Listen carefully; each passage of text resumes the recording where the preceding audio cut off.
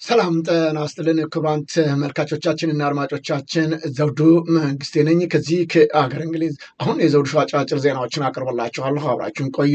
በቅድሚያም ርዕሶችን እንሆ። የጦር አዛዡ በፋኖ መገደላቸው ተረጋገጠ። ፋኖ ታላላቅ ጀብዶችን እየፈጸመ ይገኛል። መከላከያ አዲስ ካርታ አወጣ። ኢትዮጵያ ምን እየተከናወነ ነው ተብሏል። ጀነራል ሳሞራው ትግራይን ሊመሩ አስበው ይሆን የሚል ጥያቄም ተነስቷል። ሶማሌ ወታደራዊ እርምጃን ልትወስድ መሆኑን ገለጠች። አሜሪካ በኢትዮጵያ ዲያስፖራ ላይ መረጃ አወጣች። አሁን ወደ ዝርዝሩ እንሄዳለን፣ አብራችሁን ቆዩ። በቅድሚያም በፋኖች ዜና እንጀምራለን። ፋኖ በተለያዩ የጦር ውጊያዎች ላይ ድል መቀዳጀቱ ተገለጸ። አብይ አህመድ ብርሃኑ ጁላ ድንጋጤ ውስጥ ገብተዋል።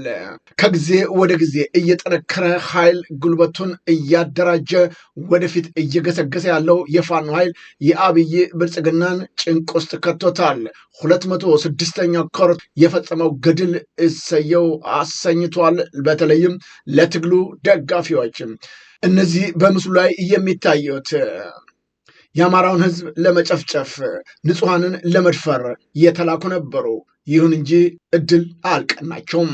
አፈሙዞች ወደ ወገን የሚተፉት እርሳስ እንደዋጡ በ206ኛ ኮር የተማረኩ ድሽቃዎች፣ ሞርተሮች እጅግ በርካታ ናቸው። የኮሎኔል ውዴ 5ኛ ክፍለ ጦር ታጥቋቸው ከነበሩት 4 ድሽቃዎች ውስጥ 3ቱን 206ኛ ኮር 4ኛ ኮር አመድ አልብሶ ማርኳቸዋል። የአርሶ አደሩን አዝመራ ጨምሮ በንጹሐን ቤት ቅንቡላ ያስወነጭፍ የነበረው ሞርተሮች በፋኖች ወድቀዋል።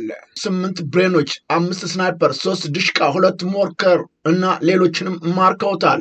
የምስራቅ ጎጃም ካድሮች ደግሞ ከወራት በፊት በቪዲዮ ቀርተው ያስቀመጡትን ማህደር ገልጸው ጭልጋ የላኳቸው ወንበዴዎች ድምፅ እያስተጋቡ እርግማን ላይ መሆናቸው ነው የተገለጸው።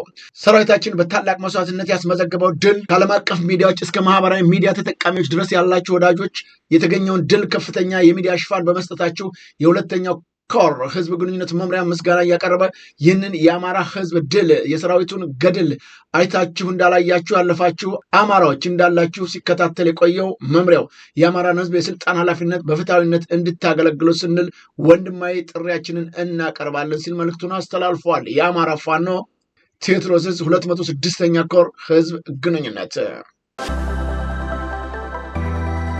የአማራ ፋኖ ብሔራዊ ኃይል አማራ ምስራቅ አማራ ቀጠና ምኒልክ ዕዝ ንጉስ ሚካኤል አሊ ኮር ሰራዊት በተለያዩ ግንባሮች ድል ማስመዝገቡም ተገለጸ። በአማራ ሳይንት ግንባር የአማራ ሳይንት መቅደላ ክፍለ ጦር ታቦር ተራራ ብርጌድ ነው በትላንትናው ዕለት አጅባር ከተማ በመግባት የጠላት ካምፕ ላይ ድንገተኛ ጥቃት መፈጸሙ እና ድል መጎናጸፉ የተገለጠው። በተለምዶ ነሆር ሜዳ ተብሎ የሚጠራው ስፍራ ላይ የሚገኝ የጠላትን ካምፕ በመጠጋት ነው በተከታታይ ቦምብ በመጣል ጠላትን በታት ነው በጨበጣ ውጊያ ቀሪውን እየተከታተሉ መደምሰስ የቻሉት የታቦር ተራራ ብርጌድ አናብስት ሌሊቱን ታሪክ መስራታቸውም ታውቋል። በሌሊቱ ኦፕሬሽን የጠላት ካምፕ ወድሟል። በርካታ አባላቶቹ ሙትና ቁስለኛ ሆነው ቁጥራቸው ቀላል የማይባል የጠላት ኃይል አባላት ወደ ሳይንት አጅባር የመጀመሪያ ደረጃ ሆስፒታል መግባታቸውንም ነው የተገለጸው። በተያያዘ መረጃም በለጋምቦ ግንባር የሳጅን አደም አሊ አባናደው ክፍለ ጦር 3ኛ አህመድ አቅስታ ሻለቃ ለጋምቦ ወረዳ ውስጥ ገነቴ ከተማ አቅራቢያ በተጣለው ደፈጣ ነው የጠላት ኃይል በተጣለው ደፈጣ በጠላት ላይ ከፍተኛ ሰብአዊ ጉዳት መድረሱም ተገልጿል። በተሽከርካሪ ተጭኖ ሲጓጓዝ የነበረው ጠላት በተጣለበት ደፈጣ ክፉኛ የተመታ ሲሆን የሰሜን ምዕራብ ዕዝ 801ኛ ኮር 45ኛ ክፍለ ጦር ሰራዊት የአማራ አድማ ብተና ፖሊስ እና የደቡብ ወሎ ዞን ፓራ ኮማንዶች በጋራ በመንቀሳቀስ ከ3 ቀበሌዎች የህዝብ የመሬት ግብር ለመሰብሰብ አስበው ለግዳይ ሲንቀሳቀሱ በፈጸሟቸው የደፈጣ ጥቃት ሙትና ቁስለኛ ሲሆኑ ሌሎቹም ጥለው መፈርጠጣቸው ነው የተገለጠው። በሌላም በኩል ያውደ ውጊያ መረጃው ደግሞ በመሃል ሳይንት ግንባር የአማራ ሳይንት መቅደላ ክፍለ ጦር ክንፍ የሆነው አትሮስ ብርጌድም ደንሳ ከተማ አቅራቢያ ድድቻ በተባለ ቦታ ላይ ድል አስመዝግቧል። በ2 ፓትሮሎች ተጭኖ ሲጓዝ የነበረው ጠላት መብረጥቃዊ ጥቃትም ተፈጽሞበታል። ከፓትሮሎቹ ውስጥ የነበሩ የጠላት ኃይል አባላትም የተረፈ እንደሌለ የውስጥ ወታደራዊ ምንጮች ገልጠዋል። በተለያዩ ቦታ አሁንም ድል እየቀናው የሚገኘው የፋኖ ኃይል በሚያደርጋቸው ወታደራዊ ተጋድሎች ህዝቡም ከጎኑ መቆሙን እየገለጸለት ይገኛል። መች ተዋጋና ገና መች ተዋጋና በሚል ድሉን እያበሰረ የሚገኘው የፋኖ ኃይል እንዲህ ስሜቱን ገልጿል።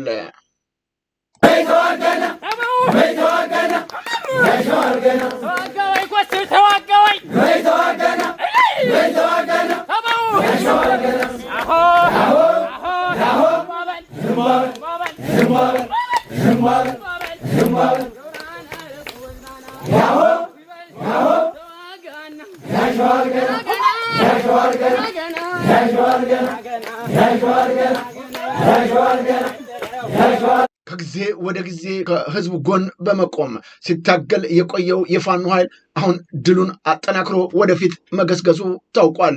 የአማራ ፋኖ ቴዎድሮስ ዕዝ 201ኛ ኮር 64ኛው ክፍለ ጦር 1ኛ ሬጅመንት የፋኖ አባላቶች በዚህ ሁኔታ ደስታቸውን እየገለጹ ገና ትግሉ ይቀጥላል ብለዋል። ይሁን እንጂ በብልጽግናው መንደር ዛሬም ድንጋጤ ውስጥ ገብተዋል። ወደሚሄዱበት ግራ ተጋብተዋል። አብዛኞቹ ማለቂያችን ነው፣ ወዴት እንሄድ፣ ወዴት እንጠለል የሚል ሆኗል። አሁን በየቦታው የሚያደርጓቸው እንቅስቃሴዎች ተገቷል። በፋኖቹ ምስራቅ አማራ ኮር አንድ አሳምነው ክፍለ ጦር ወልዲያ ከተማ ዙሪያ ባደረጉትም ተጋድሎ የጠላትን አየር መቃወሚያ ዙ-23ን በማቃጠልና ከማውደም በተጨማሪ በርካታ ድሎች ማስመዝገባቸውን መግለጻችን የሚታወቅ ነው። በዚህም አሳምነው ክፍለ ጦር አንድ ሻለቃ የጠላት ሰራዊት በሙት በቁስለኛ በምርኮ ከጥቅም ውጭ ያደረጉ ሲሆን የአየር መቃወሚያ ዙ-23ን አዛዡና ሌሎች አመራሮችን ጨምሮ ከፍተኛ ቁጥር ያለው የጠላት ሰራዊት ማርከዋል። በተጨማሪም ብሬን፣ የነፍስ ወከፍ ክላሽንኮቭ ሽጉጦች፣ ሬዲዮ መገናኛዎች፣ የክላሽ ተተኳሾች፣ የብሬን ተተኳሾች፣ ወታደራዊ ሻንጣዎች፣ የወገብ ትጥቅ ብሎም ሌሎች ወታደራዊ ቁሳቁሶች መማረካቸውንም ነው የገለጹት ፋኖቹ። በተለይም በሰብአዊ መብት አያያዝ በኩል በዓለም ደረጃ የተመሰከረላቸው ፋኖች ካዟቸውን በኋላ ላደረጉላቸው ቃለ ምልልስ እንዲህ ሲሉም መልሰዋል። የመከላከያ ሰራዊት አባላቶች መልካም አሁን ፋኖ በቁጥጥር ስር ካዋላችሁ ማለትም ከማረካችሁ በኋላ ኢሰብአዊነት ወይም የምርኮኛ ሰብአዊ መብት አያያዝ ላይ ተጽዕኖ አድርጎባችኋል? እኔ በፍጹም ቅድም እኮ ነገራችኋለሁ። ይሄን ያህል እኔ እንደራሴ ምንም የተደረኩት ነገር የለም። እስካሁን ያንከባከቡኝ አልፎም ወደ መናፈሻ ራስንም አይምሬ እንዳልጨናነቅ የሚያደርግ ነገር ብዙ ነው። አንተ መራሴ እዛ ጋር ስለነበር ሄዞኝ ሄዶ ቡናም የተለያየ ነገር ያደረጉኝ ያሉት። ስለዚህ ይሄን ያህል በእናንተ ያየው ነገር የለም። ምት እንደዚህ አይነት ነገር ካለ እኛን አይተው ሌላው የበለጠ ትምህርት እንደሚወስድ ነው የሚሰማኝ ማለት ነው። ከፍተኛ ጉዳት የደረሰበት የመከላከያ ኃይል ሊደርስላቸው ቀርቶ አይደለም ነፍሳቸውን መታደግ የቻሉት ፋኖች ናቸው። መኪናውን ያነደዱበት የጦር መሪ ጭምር ሳይቀር እንዲህ ሲል ምስክርነቱን ሰጥቷል። ከተሰራ የአየር መቋሚያ የተቃጠለ አየር መቋሚያ አዛዥ ነበር እና ያው በወቅቱ ያው እንዳለው ልጁ የኮምቦይ አጅበን ወደ ሰፈር ለመግባት ነበር አመላለሳችን። እዛ ያው እኔንም ያዘኛ ካላለ እዚህ እንቆማለን። እኛ ቆመን ማለት እናንተ አባላትም እያዩን ስለነበር ስንቆም ከዛ አንፃር ያው ልሽቃዩ ብቻ ስናይፐር ፊት አጠገባችን የነበረው ተኮሰን። ከዛኛው ወርደን እንደውም ተኩስ እየተኮሰን ነበር ማላሻው ነገር ማለት እየተኮሰን ነበር። ከዛ ግን እንትን እያለ ግን ይደርሱልናል የሚል ነው። በቃ እኔ ሙሉ ምን ነበር በቃ ይደርሱ ያተርፉናል ብዬ ነበር። ግን ከነሱ ይልቅ ደግሞ ያተረፉኝ ደግሞ እዚህ ያለው ሰው እናንተ አባል ያተረፉ ስቲል መኪናው ፈንድቶ ተቃጥሎ እስኪፈነዳ እስኪያልቅ ድረስ እዛው መኪናው ላይ ነበር። ግን ያው መቼም ፈጣሪ እድሜህ ረጅም ብሎ ነው አላውቅም። እሱ ነው ፈጣሪ ነው እዚህ ይግደሉኝ ብዬ እኔም ቁጭ አልኩ። ስቲል አቀባብሎ ለመጡ በቃ አቀባብሎ መጡ እንኳን ራሱ የሚገርመኝ ልጅ ማለት አቀባብሎ መጡ። በቃ የሆነ ፌተ ላይ የሆነ ነገር ተላለብኝና አልገልህም በቃ ተርፋል ብሎ ያጥኛል ማለት መግደል ይችላል። መሰግነው የእናንተ ልጆች በጣም የሰከኑ ረጋ ያሉ ልጆች ግን ህፃን ናቸው። ግን አእምሯቸው እስከዚህ ድረስ ማሰባቸው ራሱ ለኔ ይገርማል። ምክንያቱም ትልቅ አእምሮ ያላቸው ህፃናት አሉ።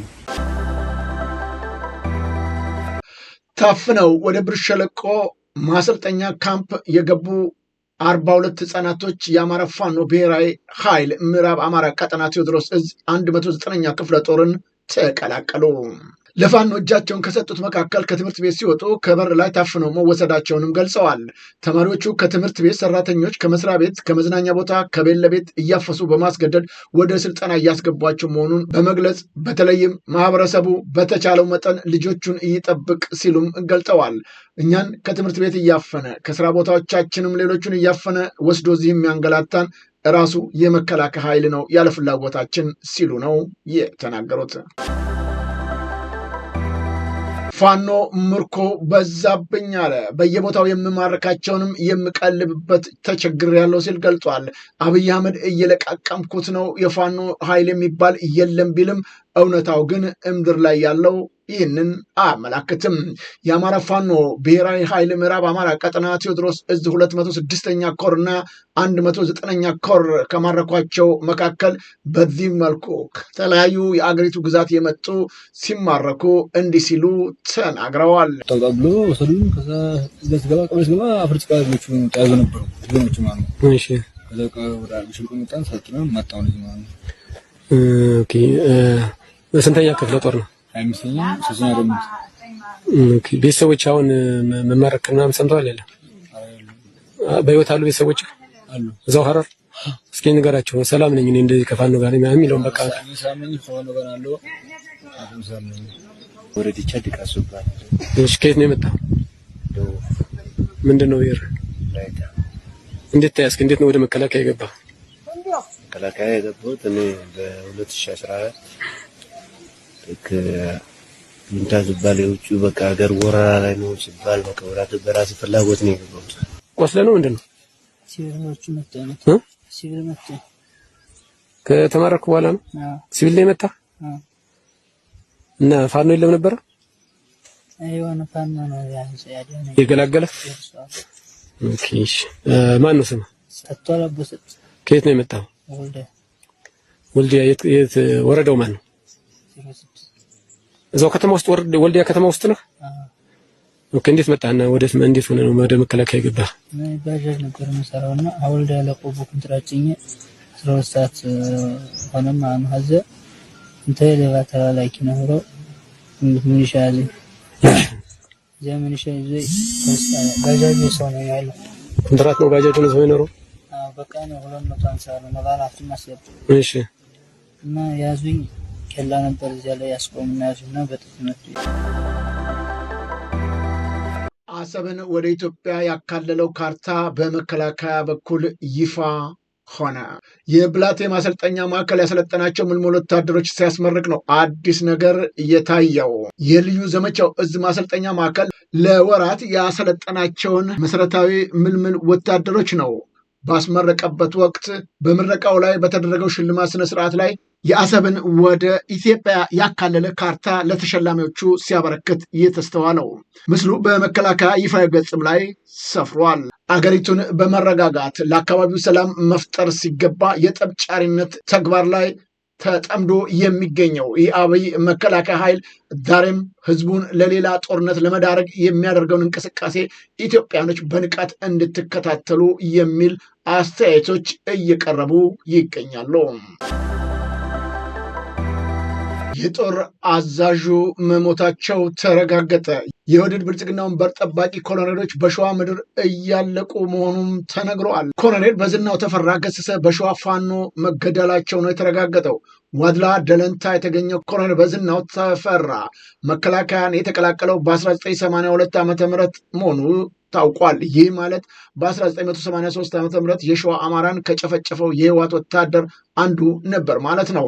ከ32 ዓመታት በኋላ ድጋሚ የሸዋ አማራን ሊጨፈጭፍ በተላላኪነት ወደ ሸዋ ኦህዴድ ብልጽግና ጦር አማራ ገብቶ በእጅ ሰጥ አገዛዙ የሐሰት ሰርጎ ገባዊ ጩኸት ያልተደናበረ ፋኖም የጠላትን ፕሮፓጋንዳ አሸንፎ በአንድነት ጠላት ላይ እየተኮሰ እያሸነፈም ወደፊት መገስገሱ ነው የተገለጸው። እጅግ ከፍተኛ ቁጥር ያለው የመከላከያ ኃይል ኮማንዶዎችን ጭምር ሳይቀር በሸዋ ምድር አሁን እየተደመሰሱ ይገኛሉ ሲል ፋኖ በግልጽ አስረድቷል።